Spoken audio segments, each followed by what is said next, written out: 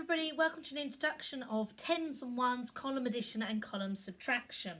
So where we start is that we have tens and ones. Now it's not units anymore, it is the word ones. Okay, so an introduction. So we have our ones. When we have 10 of these, it is the equivalent to the same as one stick of 10. So here's my 10.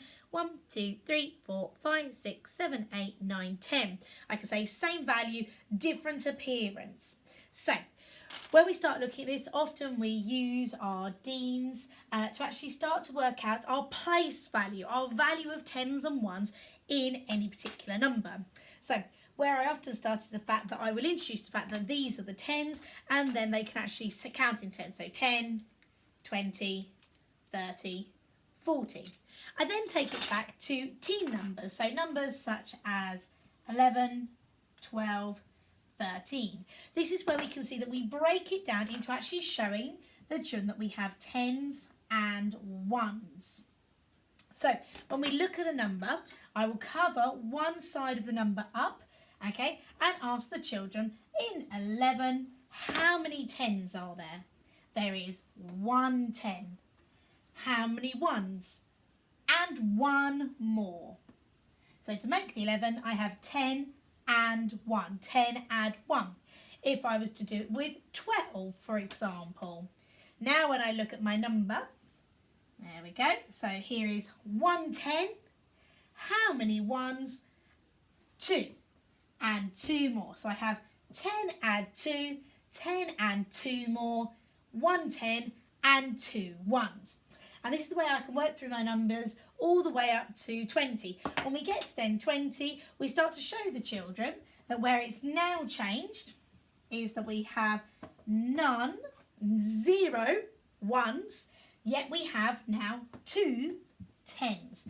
And this is where you can continue to build up numbers. So it's really important that the children practice both sets of these skills, not only reading a number and checking to see how many tens and how many ones there are, but also having a number already made up, for example, such as here, and asking how many tens are there? 1, 2, 2 tens, same as 20. How many ones? 1, 2, 3, 4.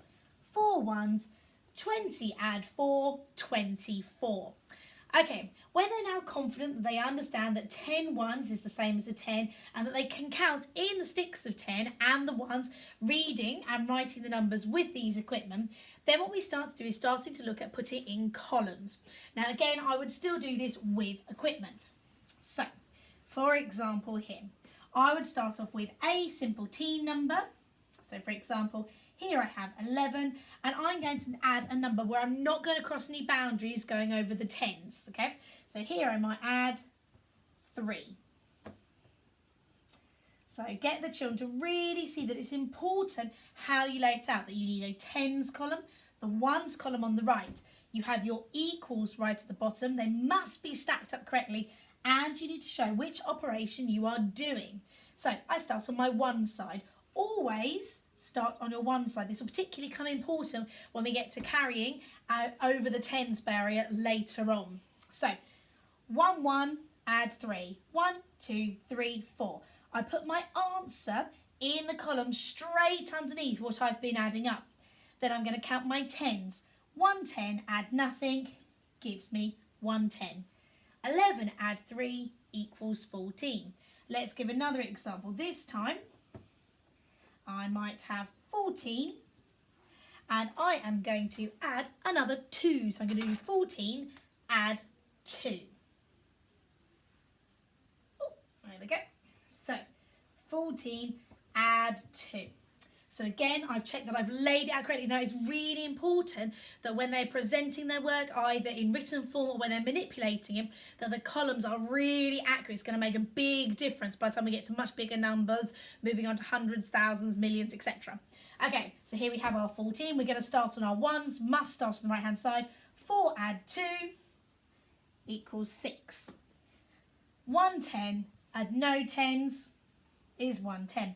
Again, when you then start increase the numbers, so for example, if I now did 14 add 12, same thing apply, add the ones, add the tens, 1 add 1. It's not just 1 add 1, it's 10 add 10. 1 10 add 1 10 equals 2 10s.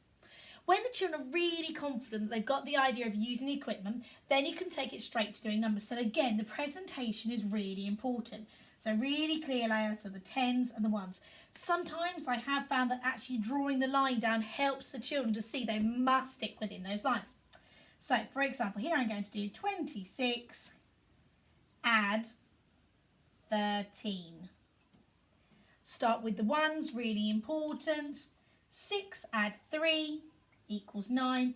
2 10s add 1 10 is 3 10s. Okay, and it's continuing to practice these skills over and over. As I said, I wouldn't go anything where you're going to go over the 10s to begin with. This is a first step. What's then really important is that the children understand that when they're doing this, that then they can be confident enough that when we get to the point that they are given a number sentence such as this, that they are then confident enough how to lay this out, that they can actually see 2 10s, 6 1s, add 1 10, 7 1s, don't forget your equals. And this is another skill to continue to improving, okay, your practice with the column addition. Again, exactly the same things apply. It's a little bit trickier with the subtraction. So where, for example, we'd start with our equipment. So in this case, I would have my numbers. Again, I would start with a 2-digit teen number, take away a single-digit number. So in this case, here I have the calculation 14, take away 2. This time it's the case of actually getting the children to actually think slightly more abstractly about the maths. 4, take away 2. They can either use their fingers, use their head, use their number knowledge. 14 take away 2 gives me 2. 110 take away nothing still gives me 110. There's my practice on that side. Now if I increase my numbers that I might be working with, so for example, here I then might make it into a 2-digit number above 20. So here now my calculation is going to be 24 take away 12. Again, really important that you start with the 1s. So 4 take away 2 leaves me with my 2 1s. 2 10s take away 1 10. Again, I remind the children that your fingers, yes, they can represent 1, they can also represent 10. So here's 2 10s, take away 1 10, 1 10 left.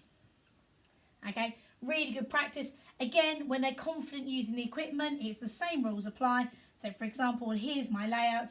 I might do 47 take away 13.